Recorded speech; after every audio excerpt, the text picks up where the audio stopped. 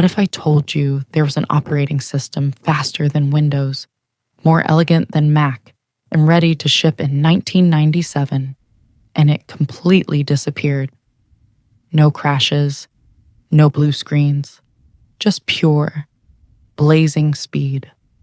This is the story of BeOS, the operating system that could have changed everything, and why you've never heard of it. It's 1996. Windows 95 is everywhere, but it's a mess. Crashes constantly. Takes minutes to boot.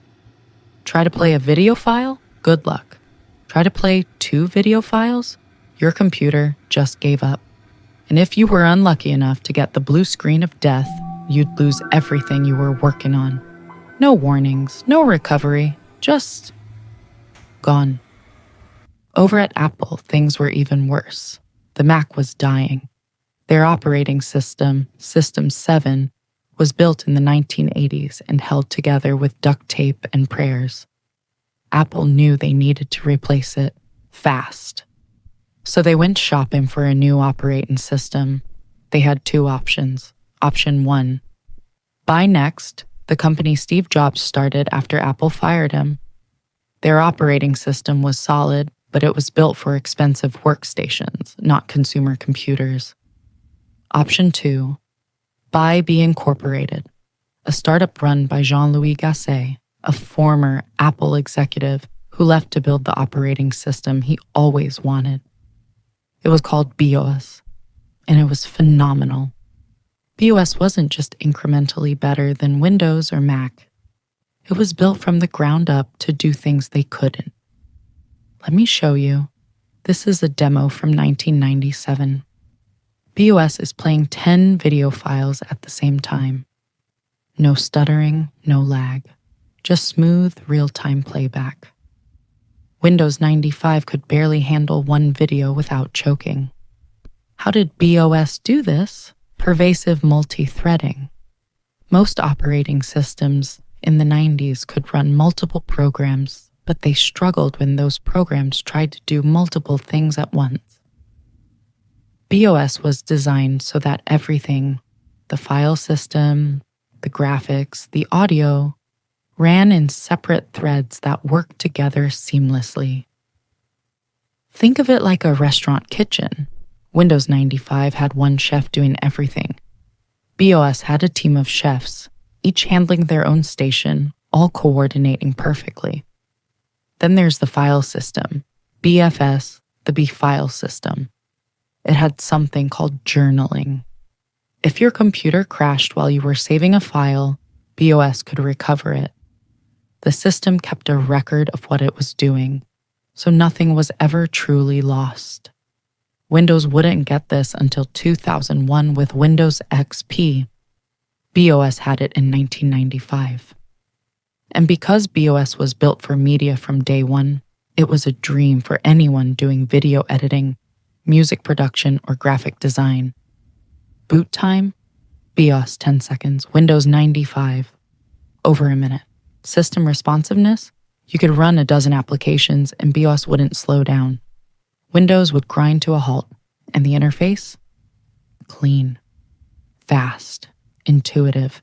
It looked like it was from the future, because in 1997, it basically was.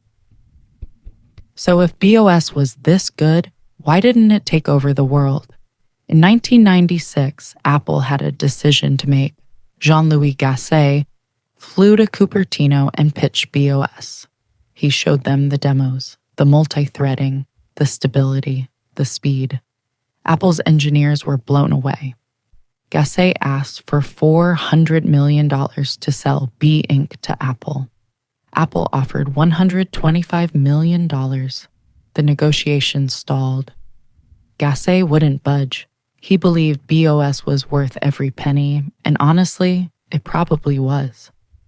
But while Gassée was holding out, Steve Jobs made his move. Jobs pitched Next's operating system, Next Step.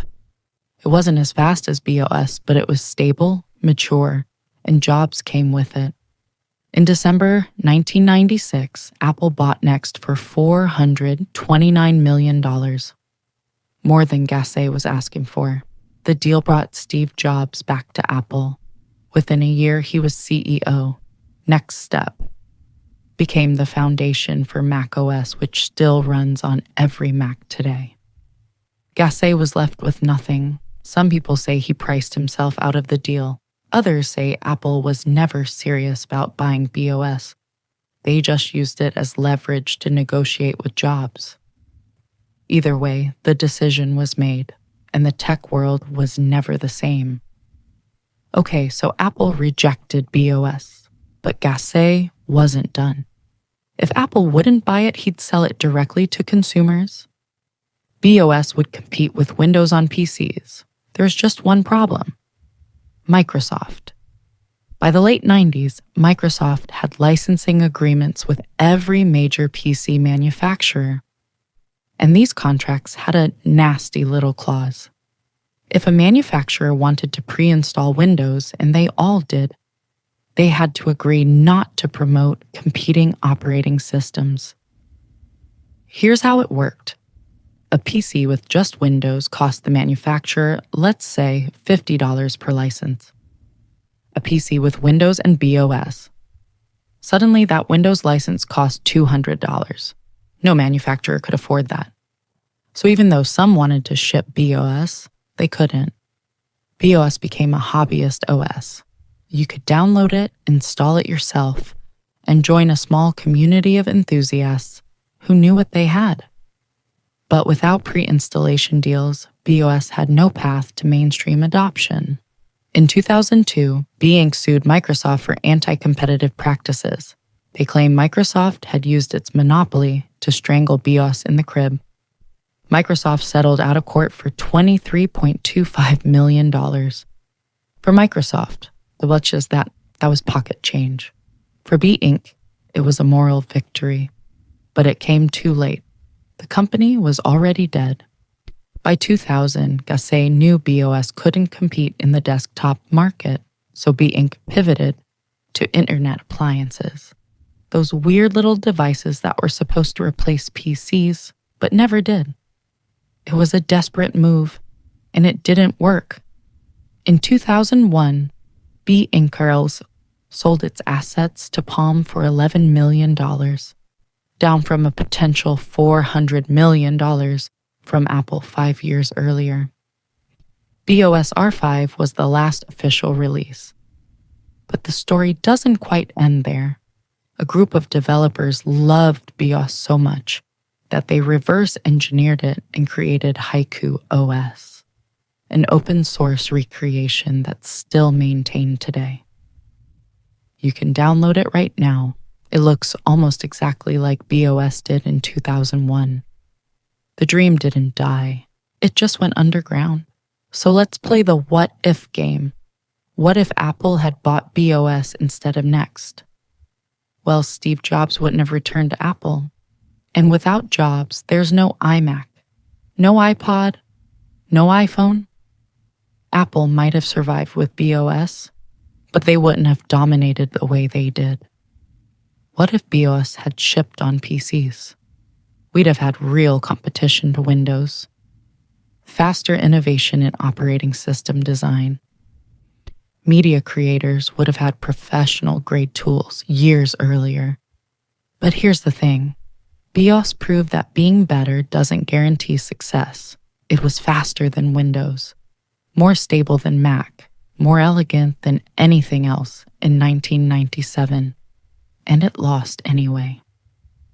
BeOS died in 2001, but its ideas live on. Haiku OS is still being developed by volunteers who refuse to let it be forgotten. Link in the description if you want to try it. This is the operating system you never got to use, and the tech world is worse for it. If you want more stories about the technologies that almost changed everything, subscribe. Next week, I'm covering the Y2K bug and what is coming in 2038. See you then.